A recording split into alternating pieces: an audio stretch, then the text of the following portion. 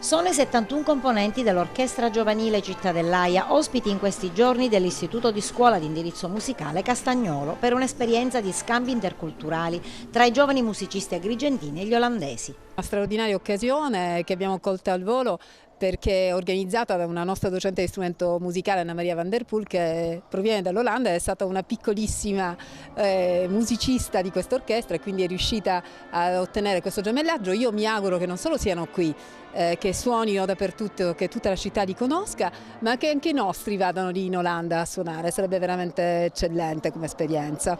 L'orchestra giovanile olandese parteciperà fuori concorso alla 7ª edizione della rassegna musicale Euterpe.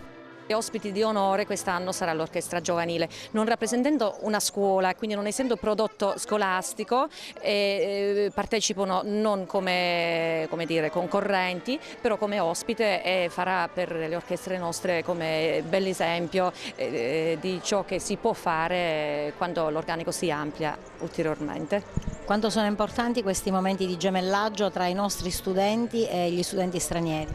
Sono molto importanti, molto più importante di uno studio sui banchi. È importante non solo dal punto di vista musicale, questo ovviamente per noi è molto fondamentale, però anche dal punto di vista linguistico, sociale, culturale, è un momento di crescita per i ragazzi, anche per le famiglie che sono state coinvolte nell'ospitalità.